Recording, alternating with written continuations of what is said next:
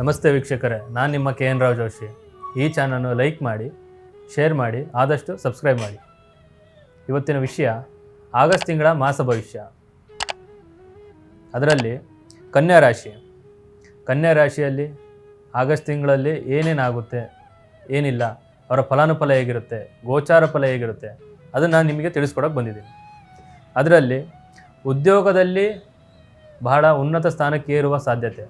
August ತಿಂಗಳಲ್ಲಿ ಯಾರು ಉದ್ಯೋಗ ಮಾಡ್ತಾ ಇರ್ತೀರಿ ಮತ್ತು ಏನು ಕೆಲಸ ಕಾರ್ಯಗಳು ಮಾಡ್ತಾ ಇರ್ತೀರಿ, ಅದರಲ್ಲಿ ಏನು ಶ್ರದ್ಧೆ ಭಕ್ತಿಯಿಂದ ನೀವು ಎಷ್ಟು ಪ್ರಯತ್ನ ಮಾಡಿ ಮುಂದುವರಿತಾ ಹೋಗ್ತೀರಿ, ಅದರಲ್ಲಿ ನಿಮಗೆ ಉನ್ನತ ಸ್ಥಾನ, ಪ್ರಮೋಷನ್ ಸಿಗೋ ಸಾಧ್ಯತೆ ಜಾಸ್ತಿ. ಮತ್ತು ಅದು ಬಿಟ್ಟು ಬೇರೆ ಒಂದು ಕೆಲಸ ಮಾಡುವಂಥ ಕಾರ್ಯಗಳಲ್ಲಿ ಕೂಡ ಸ್ವಲ್ಪ ಮೇಲೆ ಇರೋ ಸ್ಥಾನದಲ್ಲಿ ಹೋಗ್ತೀರಿ.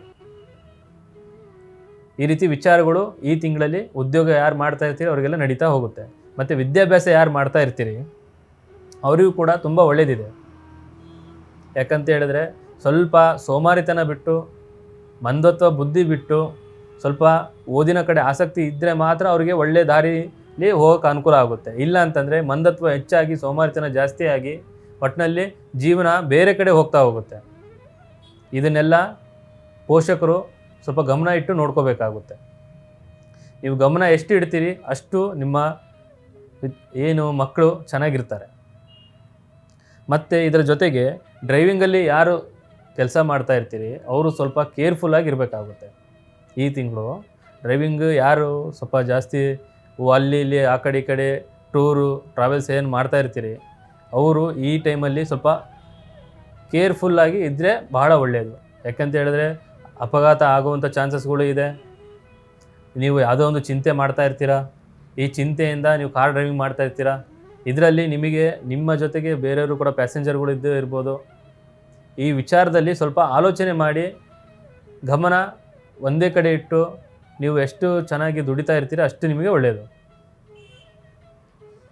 ಮತ್ತು ಸಂಸಾರದಲ್ಲಿ, ಕುಟುಂಬದಲ್ಲಿ ಸಾಮರಸ್ಯದಿಂದ ಜೊತೆಗೆ ಇದ್ದರೆ ಮಾತ್ರ ನಿಮ್ಮ ಕುಟುಂಬ, ನಿಮ್ಮ ಸಂಸಾರ ಎಲ್ಲ ರೀತಿ ಒಳ್ಳೆಯದಾಗ್ತಾ ಹೋಗುತ್ತೆ.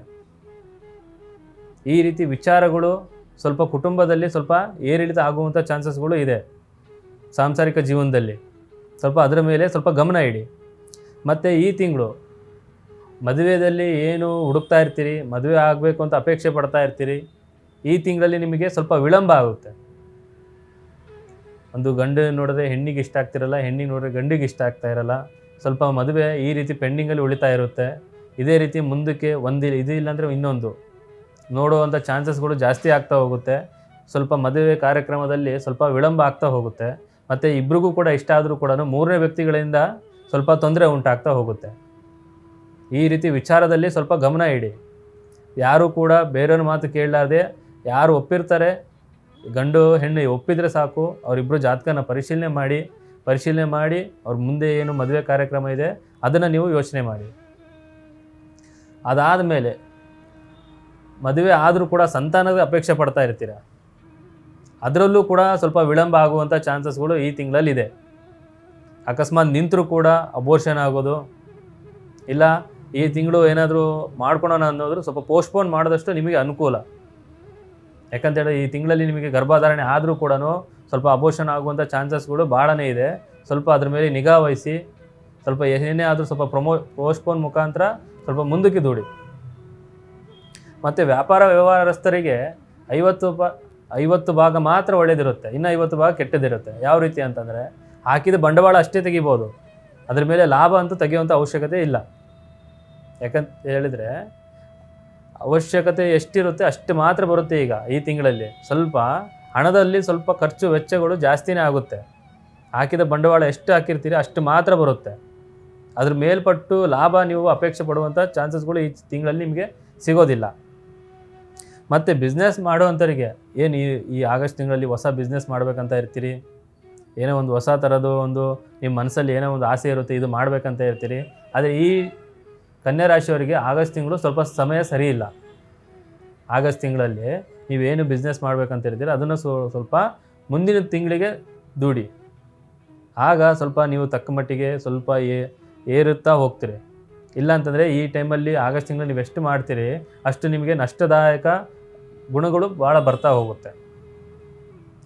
ಮತ್ತು ಆರೋಗ್ಯದಲ್ಲಿ ಏರಿಳಿತ ತೊಂದರೆ ಉಂಟಾಗುವಂಥ ಸಾಧ್ಯತೆಗಳಿದೆ. ಇದರಿಂದ ನಿಮಗೆ ದುಡ್ಡಿನ ಖರ್ಚು ವೆಚ್ಚಗಳು ಜಾಸ್ತಿ ಆಗುವ ಸಾಧ್ಯತೆಗಳು ಜಾಸ್ತಿ. ಸ್ವಲ್ಪ ಆರೋಗ್ಯದ ಮೇಲೆ ನಿಗಾ ಇಟ್ಟು ಮುಂದೆ ಹೋಗಿ ಮಾನಸಿಕ ಚಿಂತೆಯನ್ನು ಹೋಗಲಾಡಿಸಿ ಮೊದಲು ನಿಮ್ಮಿಂದ.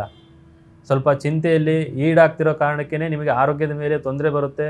ಊಟ ಸೇರ್ತಲ್ಲ, ಊಟ ಸೇರಿಲ್ಲ ಅಂದರೆ ನಿಮಗೆ ಆರೋಗ್ಯದಲ್ಲಿ ಎಲ್ಲ ರೀತಿಯ ಬಾಧೆಗಳು ಉಂಟಾಗ್ತಾ ಹೋಗುತ್ತೆ.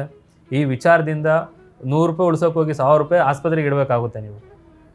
ಈ ರೀತಿ ವಿಚಾರಗಳು ತುಂಬಾ ಇದೆ. ಈ ತಿಂಗಳಲ್ಲಿ ನಿಮಗೆ ಎಲ್ಲನೂ ಕೂಡ ಅನುಕೂಲ ಇದೆ. ಸ್ವಲ್ಪ ಕಿರಿಕಿರಿ, ಮನಸ್ತಾಪ, ಹಣದ ವಿಚಾರದಲ್ಲಿ, ಬಿಸ್ನೆಸ್ ಮಾಡುವಂಥದ್ದಲ್ಲಿ, ವ್ಯಾಪಾರ ವ್ಯವಹಾರಸ್ಥರಿಗೆ ಸ್ವಲ್ಪ 50-50% ಇದೆ. ಅದಕ್ಕೆ ನೀವು ನೋಡಿಕೊಂಡು ಸ್ವಲ್ಪ ಎಲ್ಲ ರೀತಿ ಗಮನ ವಹಿಸಿ ಈ ತಿಂಗಳಲ್ಲಿ ಸ್ವಲ್ಪ ಮುಂದಕ್ಕೆ ದೂಡಿ. ಸ್ವಲ್ಪ ನೀವು ಆದಷ್ಟು ಪ್ರತಿ ಶನಿವಾರ ಶನೇಶ್ವರನ ಆರಾಧನೆ ಮಾಡಿ ದರ್ಶನ ಮಾಡಿ. ನಿಮಗೆ ಎಲ್ಲ ರೀತಿ ಸಂಕಷ್ಟಗಳು, ಕಿರಿಕಿರಿ, ಮನಸ್ತಾಪಗಳು ತಾತ್ಕಾಲಿಕ ಮಟ್ಟಿಗೆ ಸ್ವಲ್ಪ ಕಡಿಮೆ ಆಗುತ್ತೆ. ಇನ್ನೂ ನಿಮ್ಮಲ್ಲಿ ಏನೇ ಸಂಕಷ್ಟಗಳು, ಕಿರಿಕಿರಿಗಳು, ಮನೆ ಅಶಾಂತಿ ಇರೋದು, ಸಾಲಬಾಧೆಯಿಂದ ಏನೇ ಇದ್ದರೂ ಕೂಡ ಒಮ್ಮೆ ನಮ್ಮನ್ನು ಸಂಪರ್ಕಿಸಿ. ಸರ್ವೇ ಜನ ಸುಖಿನೋ ಭವಂತು.